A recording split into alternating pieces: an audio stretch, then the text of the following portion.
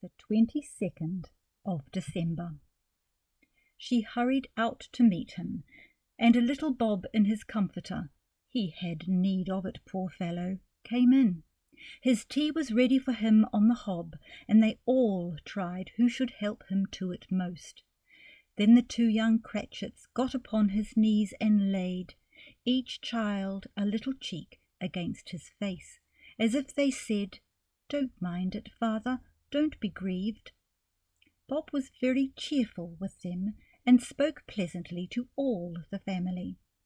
He looked at the work upon the table, and praised the industry and speed of Mrs. Cratchit and the girls. They would be done long before Sunday, he said. "Sunday? You went to-day then, Robert?" said his wife. "Yes, my dear," returned Bob. "I wish you could have gone. It would have done you good to see how green a place it is. But you'll see it often. I promised him that I would walk there on a Sunday." "My little, little child!" cried Bob. "My little child!" He broke down all at once. He couldn't help it. If he could have helped it, he and his child would have been farther apart perhaps than they were. He left the room and went upstairs into the room above, which was lighted cheerfully and hung with Christmas.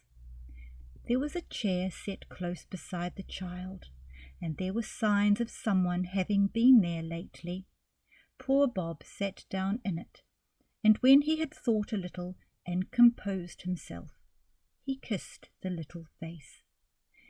He was reconciled to what had happened, and went down again quite happy. They drew about the fire and talked, the girls and mother working still.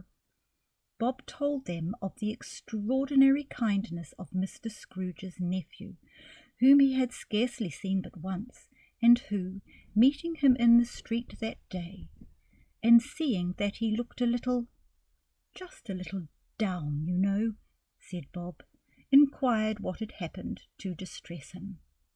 On which Bob said, for he is the pleasantest spoken gentleman you ever heard, I told him, "I am heartily sorry for it, Mr. Cratchit," he said, "and heartily sorry for your good wife." By the by, how he ever knew that, I don't know. Knew what, my dear? Why, that you were a good wife, replied Bob. Everybody knows that, said Peter. Very well observed, my boy, cried Bob. I hope they do. Heartily sorry, he said, for your good wife.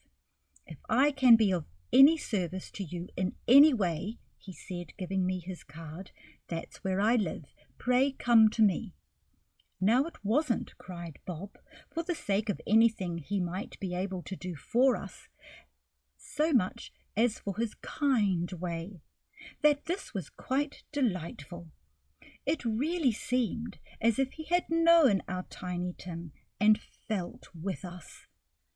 I'm sure he's a good soul, said Mrs. Cratchit.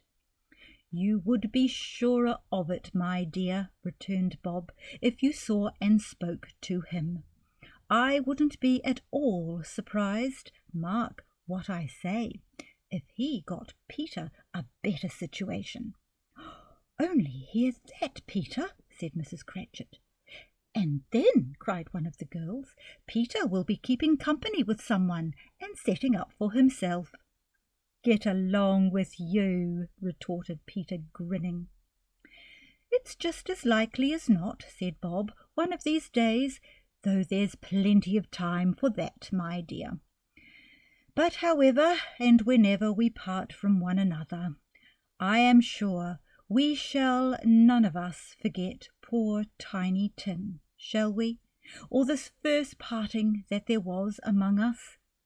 Never, father, cried they all.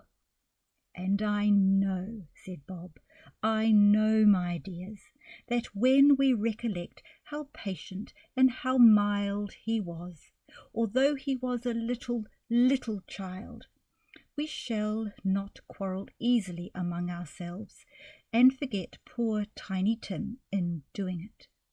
"No, never, father!" they all cried again. "I am very happy," said little Bob. "I am very happy." Mrs. Cratchit kissed him. His daughters kissed him. The 2 young Cratchits kissed him, and Peter and himself shook hands. Spirit of Tiny Tim, thy childish essence was from God. "Spectre," said Scrooge, "something informs me that our parting moment is at hand. I know it, but I know not how. Tell me what man that was whom we saw lying dead." The ghost of Christmas yet to come conveyed him as before, though at a different time, he thought. Indeed, there seemed no order in these latter visions, save that they were in the future, into the resorts of businessmen, but showed him not himself. Indeed, the spirit did not stay for anything, but went straight on, as to the end just now desired, until besought by Scrooge to tarry for a moment. "This court," said Scrooge, "through which we hurry now, is where my place of occupation is, and has been for a length of time. I see the house. Let me behold what I shall be in days to come." The spirit stopped. The hand was pointed elsewhere. "The house is yonder," Scrooge exclaimed. "Why do you point away?" The inexorable finger underwent no change. Scrooge hastened to the window of his office and looked in. It was an office still, but not his. The furniture was not the same, and the figure in the chair was not himself. The phantom pointed as before. He joined it once again, and wondering why and whither he had gone, accompanied it until they reached an iron gate. He paused to look around before entering. A churchyard. Here, then, the wretched man, whose name he had now to learn, lay underneath the ground. It was a worthy place, walled in by houses, overrun by grass and weeds, the growth of vegetation's death, not life, choked up with too much burying, fat with repleted appetite. A worthy place. The spirit stood among the graves and pointed down to one. He advanced towards it, trembling. The phantom was exactly as it had been, but he dreaded that he saw new meaning in its solemn shape. "Before I draw nearer to that stone to which you point," said Scrooge, "answer me one question. Are these the shadows of the things that will be, or are they shadows of the things that may be only?" Still the ghost pointed downward to the grave by which it stood. "Men's courses will foreshadow certain ends, to which, if persevered in, they must lead," said Scrooge. "But if the courses be departed from, the ends will change. Say it is thus with me, what you show me." The spirit was immovable as ever. Scrooge crept towards it, trembling as he went, and following the finger, read upon the stone of the neglected grave his own name, Ebenezer Scrooge. "Am I that man who lay upon the bed?" he cried upon his knees. The finger pointed from the grave to him and back again. "Oh, no, spirit! Oh, no, no!" The finger still was there. "Spirit," he cried, tight clutching at its robe, "hear me! I am not the man I was. I will not be the man I must have been but for this intercourse. Why show me this, if I am past all hope?" For the first time the hand appeared to shake.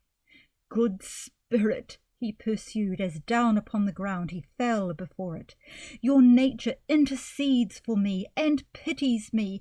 Assure me that I yet may change these shadows you have shown me by an altered life." The kind hand trembled. "I will honour Christmas in my heart, and try to keep it all the year. I will live in the past, the present, and the future. The spirits of all three shall strive within me. I will not shut out the lessons that they teach. Oh, tell me, I may sponge away the writing on this stone. In his agony he caught the spectral hand. It sought to free itself, but he was strong in his entreaty and detained it. The spirit, stronger yet, repulsed him. Holding up his hands in one last prayer to have his fate reversed, he saw an alteration in the phantom's hood and dress. It sunk, collapsed, and dwindled into a bedpost.